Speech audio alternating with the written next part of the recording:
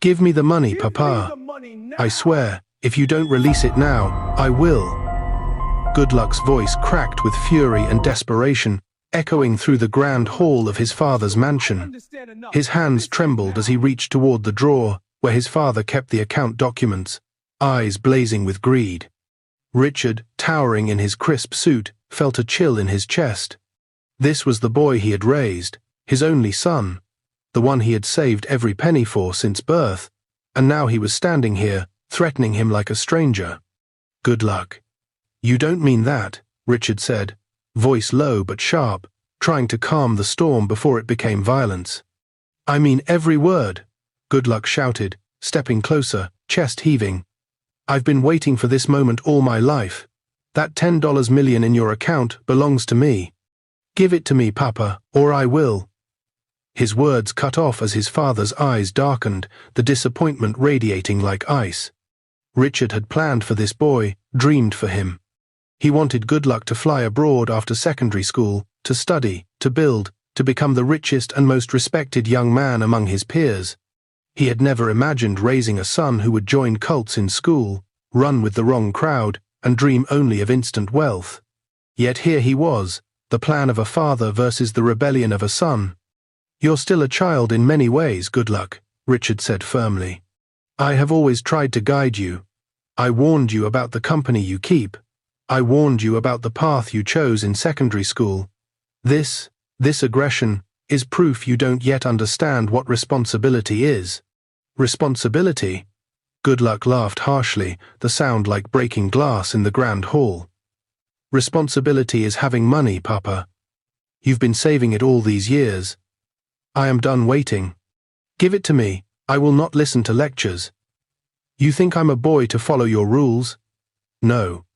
I make my own rules. I make my own life.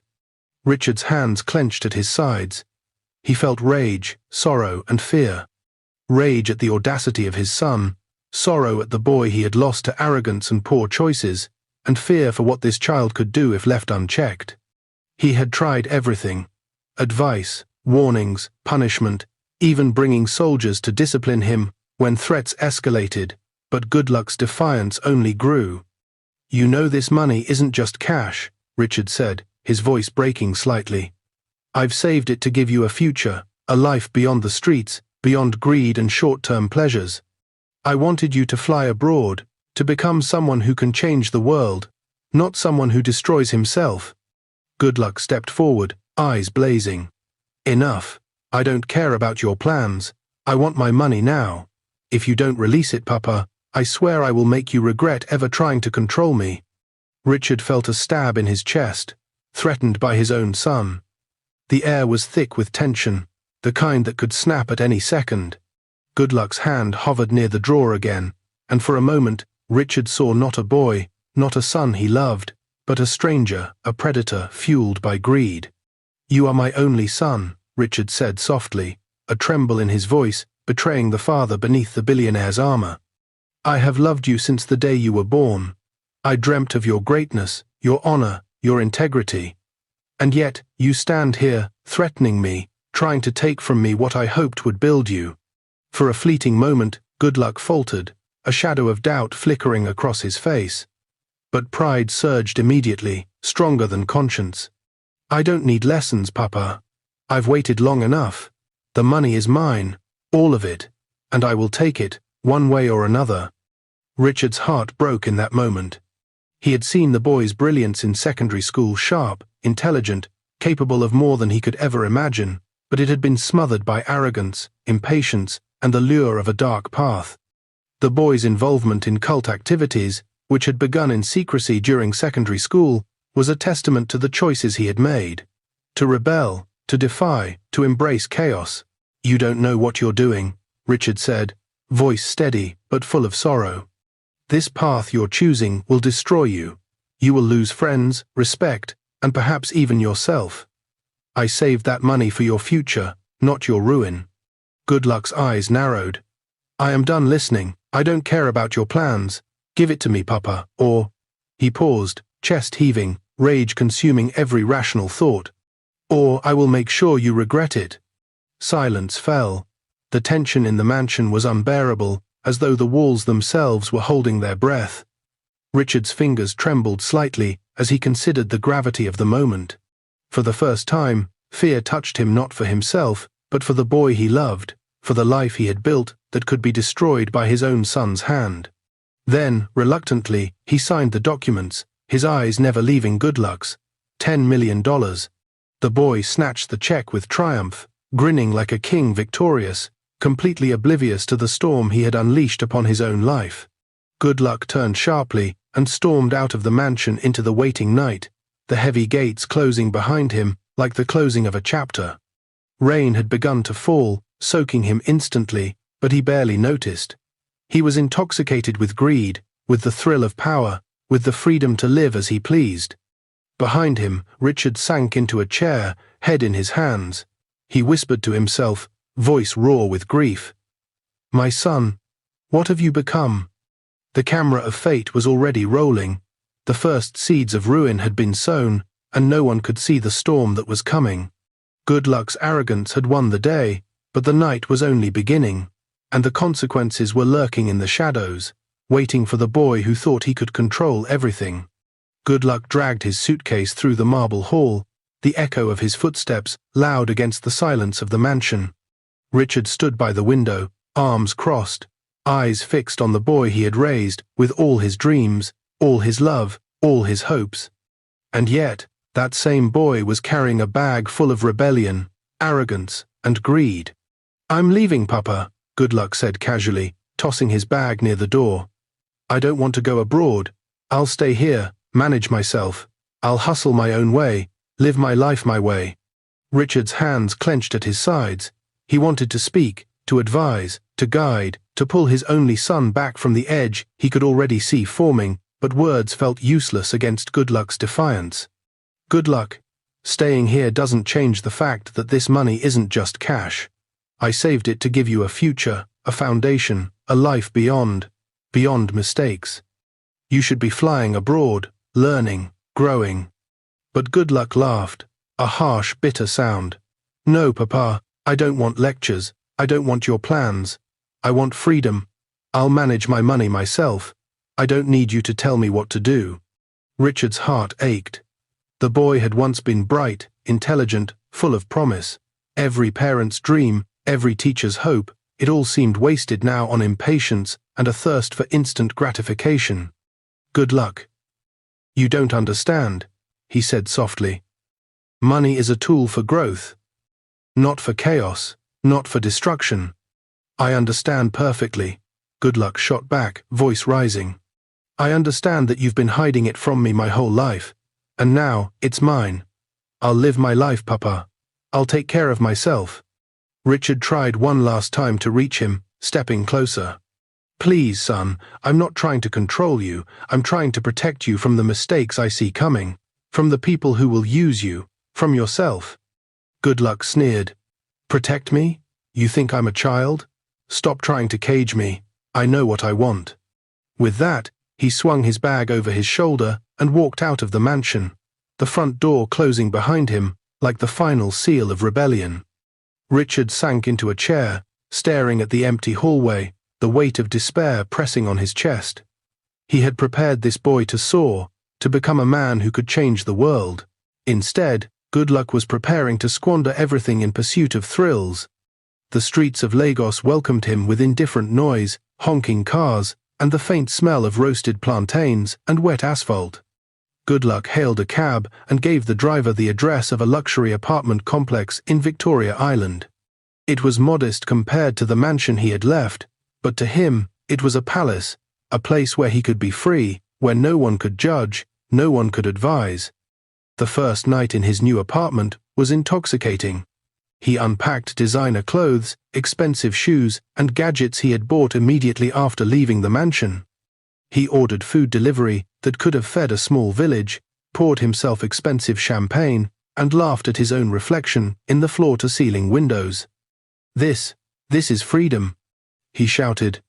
Days turned into weeks. Goodluck threw lavish parties, inviting anyone who seemed charming, attractive, or exciting.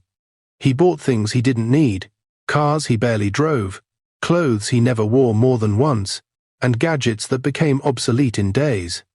He spent tens of thousands of naira on bottles of champagne simply because it was the most expensive on the menu. Women came, friends came, and all of them treated him like a king. They had no interest in him as a person, they were drawn to the money and the thrill. Goodluck loved it. He felt untouchable, unstoppable, like a young god on earth. Every laugh, every toast, every flashy night confirmed that he had conquered life. He gambled in small underground games at first, then larger ones, betting for the thrill rather than the money. Each loss stung, but every win sent him higher, addicted to the rush of risk. Friends encouraged him, egged him on, laughing as he threw cash into the air like it was confetti. Yet even in the midst of this excess, Richard's warnings echoed in the back of his mind, faint but persistent. Every bill he paid, every lavish purchase, every careless gamble chipped away at the fortune his father had saved for him. But he pushed the thoughts away with a laugh and a toast. To freedom. To life my way. One evening, as he lay on a velvet sofa in his apartment, half drunk and surrounded by friends who whispered about women and bets, Goodluck caught a glimpse of his reflection in the window. For a moment, the laughter faded. He looked like a king, but a lonely one. The thrill of wealth was intoxicating, yes, but the emptiness beneath it was beginning to show. Still, he shook it off and returned to the party, choosing pleasure over reflection. From the streets below, the city carried on, oblivious to the boy who had left home in defiance, armed with a fortune he did not deserve. And in a mansion far away, Richard stared at the empty hallway where his son had once stood.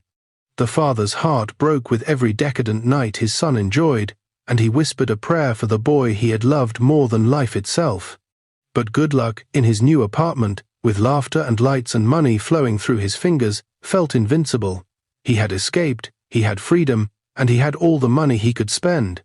The first chapter of rebellion, indulgence, and careless extravagance had begun. And no one, not even his father, could stop him. Goodluck sank into the plush sofa of his rented apartment. The remnants of another night of extravagance scattered around him, empty bottles, half-eaten delicacies, designer shoes tossed carelessly on the floor. For weeks he had lived like a king, spending freely, laughing loudly, surrounded by people who only wanted his money. Yet tonight, a strange unease had taken hold of him. He opened his laptop and checked his account for the 100th time in a week. His heart skipped a beat. The numbers were dropping faster than he expected. Even with all the wealth his father had saved, the bills, the parties, the bets, and the constant indulgences were eroding it at an alarming rate. "This can't be," he muttered, gripping the edge of the table.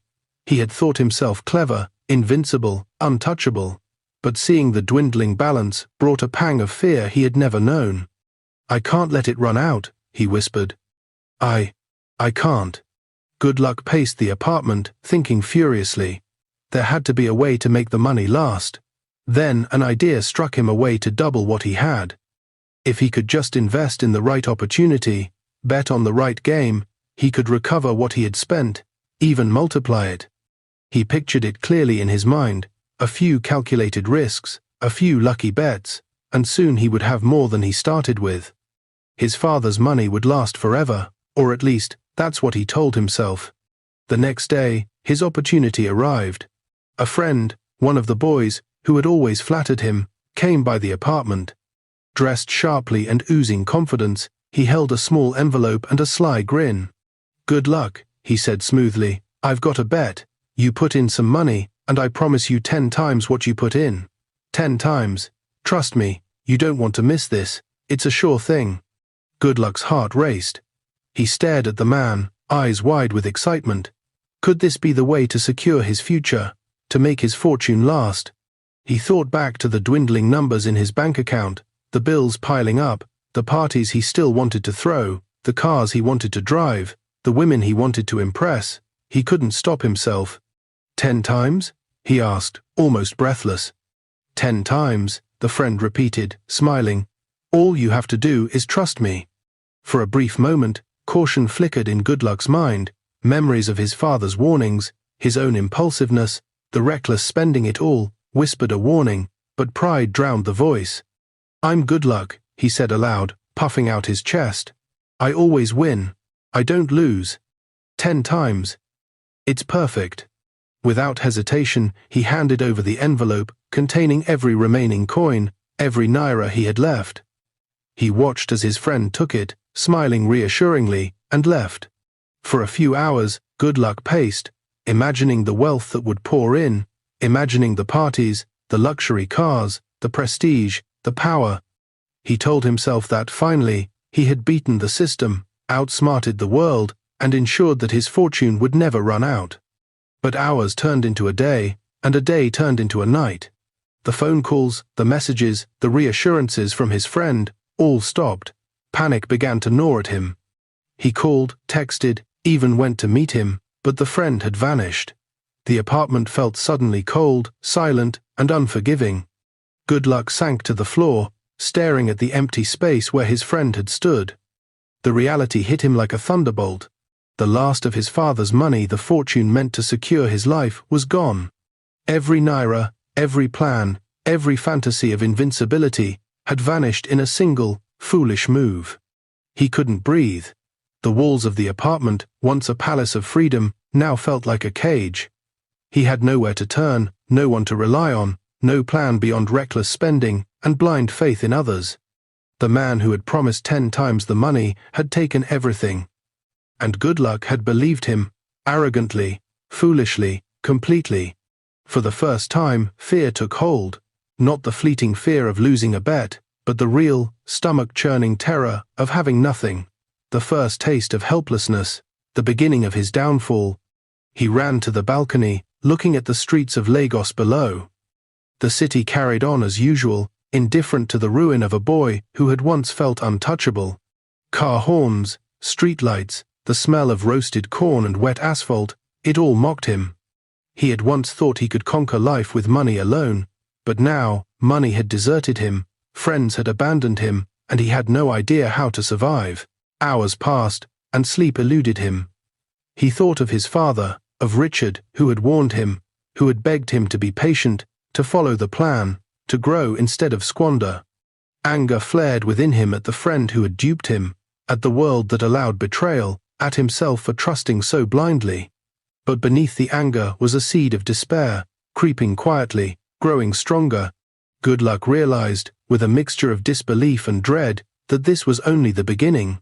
The lavish lifestyle, the arrogance, the false friends, the blind confidence, it had all led him here. And now, he was completely alone, completely broke, and completely unprepared for the reality of the world.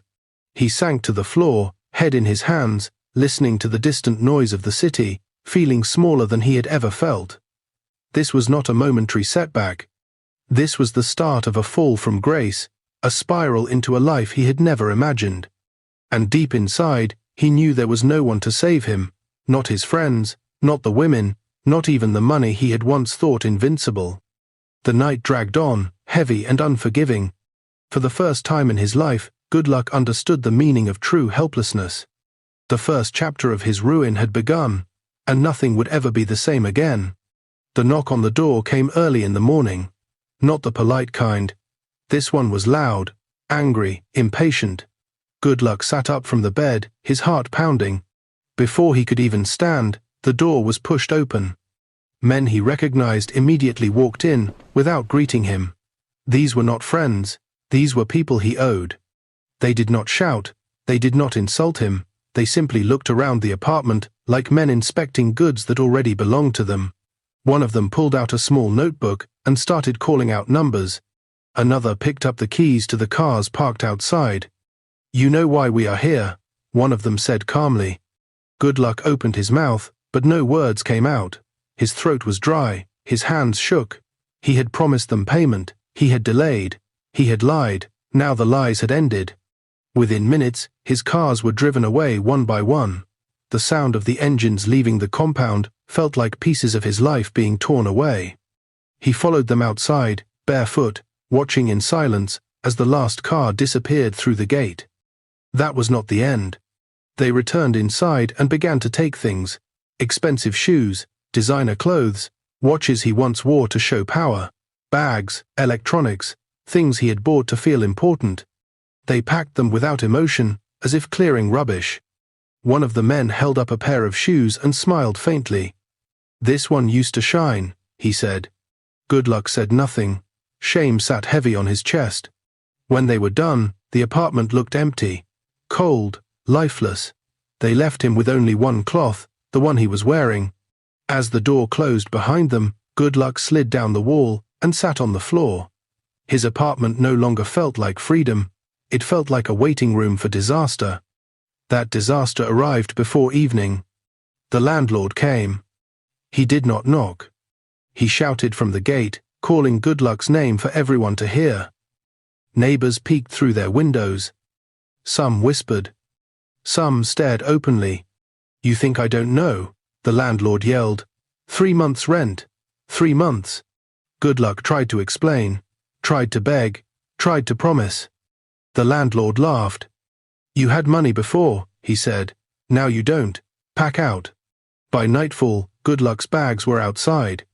There were no bags, actually just one small nylon with nothing inside. He stood there in the compound, watching strangers move around him, avoiding his eyes. The gate was locked.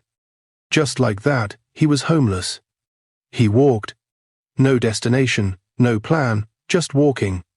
The road felt longer than ever. The city that once respected him, now ignored him. People who once greeted him loudly, now laughed quietly as they passed. Some recognized him. "Isn't that Goodluck?" one voice whispered. "That rich boy? See him now." Laughter followed. A man he once bought drinks for shook his head. A woman who once called him baby crossed the road to avoid him. A former schoolmate stared, then laughed openly. Goodluck lowered his head. His clothes were torn. His slippers were broken. Dust clung to his skin. Hunger twisted his stomach, but shame hurt more. As he walked, memories attacked him. His father's house. The quiet strength in Richard's voice. The plans, the patience, the warnings, the disappointment in his eyes the day Goodluck walked out. Guilt wrapped itself around his heart like a rope. "Why didn't I listen?" he whispered. But immediately, pride answered. "I can't go back." He clenched his fists as tears burned his eyes. "I would rather die," he said softly, "than return home like this." He remembered the threats he had made, the fear in his father's eyes, the day the money was released, the way he walked out without looking back. "I offended him," he muttered. "I offended him deeply." Every step felt heavier. His mind replayed moments he tried to forget. His father standing alone in the living room, the silence after he left, the empty chair at the dining table. The night grew darker. Goodluck sat by the roadside, hugging his knees. Cars passed, people passed, life passed. No one stopped. The boy who once had everything now had nothing but regret. And yet, deep inside, something stirred, not hope, not yet but awareness. This was real. This was the cost. This was the beginning of a punishment no one else imposed but himself. He looked up at the sky and whispered, "I can't go home." But the city answered with silence. And as the night swallowed him whole, one question hung heavy in the air. How long can a man run from the place he broke, before life forces him back? The pen trembled slightly in Richard's hand as he signed the final document. "This is my decision," he said quietly. "I have waited long enough." The lawyer nodded and pushed the papers forward. With that signature, Richard Okafor, the billionaire, officially made Ikine his son. Not by blood, by choice. Years had passed since Goodluck vanished. Years of searching. Years of private investigators, phone calls, sightings that led nowhere. Richard had walked through police stations, prisons, hospitals, even mortuaries, hoping not to find his son, yet terrified of what he might find. Eventually, the search broke him. Every night, the empty house reminded him of failure, the son he raised, the money he released out of fear, the threats he never forgot, the silence that followed. Then Ekene came. Ekene had been a junior staff in one of Richard's companies, quiet, loyal, respectful. He worked late without complaint. He listened. When Richard spoke, Ekene paid attention not because of money, but because of respect. Slowly, Richard noticed something painful. Ekene behaved the way Goodluck never did. When Richard fell ill one night, Ekene slept on a chair outside his room. When business partners betrayed him, Ekene stood firm. When Richard spoke of regret, Ekene listened without judgment. One day, Richard looked at Ekene and said, "If I had a son who listened, he would be like you." That was how it began. Years later, Richard stood tall again, his decision final. He willed most of his properties to Ekene. Not as compensation. Not as charity. As legacy. "You will inherit what I built," Richard said, "and you will protect it." Ekene knelt, shocked. "Sir, I don't deserve this." Richard looked away. "Neither did my blood son." That same week, Richard decided to inspect some old properties. Streets he hadn't visited in years. Places tied to painful memories. Ekene rode beside him in the black SUV as it slowed down in a familiar dusty street. "This place?" Ekene asked. Richard nodded. "I own half of this street." The car stopped. And then, Richard saw him. At first, his mind rejected the image. A thin man, tattered clothes, unwashed skin, bent posture, eating roasted corn by the roadside like a beggar. Then the man lifted his head. Their eyes met. The world stopped. Goodluck froze. The corn fell from his hand. "Papa," he whispered. Richard's chest tightened, his breath caught. For a second, just 1 second, the years vanished. He saw the boy again, the child he carried, the son he warned, the son who threatened him. The street grew quiet. People gathered. Ekene looked from Richard to the broken man on the ground. "Sir, do you know him?" Goodluck staggered to his feet, legs shaking. "Papa, Papa, please." He fell to his knees. Right there on the dirty street. Tears streamed down his face. I'm sorry, I have suffered, I have paid, please forgive me." People gasped. "This is your son?" someone whispered. Goodluck crawled forward, clutching Richard's trousers. "Papa, don't leave me, I was stupid, I was proud, I didn't know life was like this." Richard did not speak. His face hardened not with anger, but with pain so deep it had learned silence. Goodluck sobbed uncontrollably. "I slept outside. They took everything. I was hungry. Papa, please take me home." Ekene stepped forward, confused. "Sir." Richard raised his hand. "Stop." He looked down at Goodluck, the boy he searched for, the man who broke him. "I warned you," Richard said calmly. "You threatened me. You chose this path." Goodluck shook violently. I know, but I have changed." Richard slowly pulled his leg away from Goodluck's grip. "You found the world you wanted," he said. "Live in it." Goodluck screamed, "Papa!" Richard turned. "Get in the car," he told Ekene. The engine started. Goodluck chased the car barefoot, crying, shouting, collapsing in the dust. "Papa, please, don't abandon me." The car moved. Ekene looked back through the window, tears in his eyes. Richard did not. The SUV disappeared down the road, leaving silence behind. Goodluck collapsed fully this time, face pressed to the ground, his cries shaking the street. People watched. Some shook their heads. Some whispered. Some walked away. The billionaire was gone. And for the first time in his life, Goodluck understood something money could never teach him. Some doors close, not because you are poor, but because you broke them yourself.